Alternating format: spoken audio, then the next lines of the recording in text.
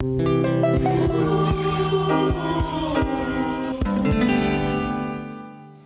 en cette rentrée audiovisuelle, nous avons la chance d'avoir avec nous ce soir Michel Porey. Bonsoir. Bonsoir. Avec vous, on a l'impression d'être en famille. Vous nous accompagnez depuis des années. Vous avez commencé dans les années 70. Comment est née votre passion pour la guitare? Comment est née votre passion pour la guitare? Bon, c'est vraiment une longue histoire. Hein. C'est-à-dire que, enfin, à force de jouer avec des copains, donc après la passion est venue par la suite, quoi, je veux dire.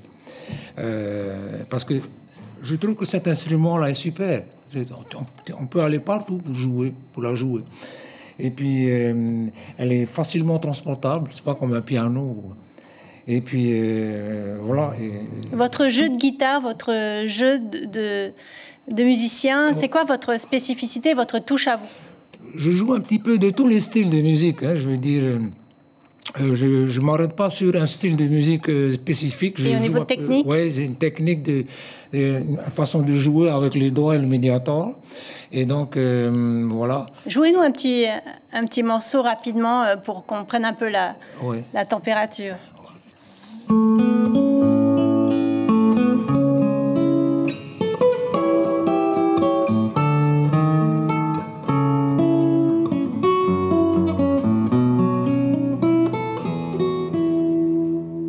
Michel Porey, vous avez joué avec les plus grands, Julio Iglesias. D'ailleurs, voulez-vous garder pour sa tournée? Quelles sont les rencontres musicales majeures de votre carrière? Enfin, je veux dire, j'ai commencé à jouer avec l'orchestre du Beachcomber. C'est comme ça qu'il y a cette année-là, 81, il y avait Julio Iglesias qui était là et qui m'a vu jouer. Et puis il est venu me demander est-ce que j'étais haïtien? J'ai dit oui. J'étais en fait le premier à jouer de la guitare nylon ici, quoi. Et personne n'a joué. Et puis voilà, je trouve que c'est un super instrument, la guitare nylon, parce qu'elle a un son feutré. Et puis c'est peut-être pour ça que Julio Iglesias est venu me voir pour ça, parce que rarement on joue de la guitare nylon à cette époque-là. Donc, voilà. Yves Roche, un autre musicien, nous a quittés dernièrement. Il a composé 600 chansons, dont Vini Vini ou Vaihiria. Elles font vraiment partie de notre patrimoine. Oui, ça fait partie de mon patrimoine, ouais, c'est vrai. Parce que Yves Roche était un grand musicien de jazz. Il est arrivé ici en 1950 et il a complètement aimé la Polynésie, il en est resté. Il a d'ailleurs composé des super musiques. Et ce qui est bien avec lui, il a emmené quand même la musique tahitienne, il a quand même jazzifié la musique tahitienne, qui fait que maintenant, voilà,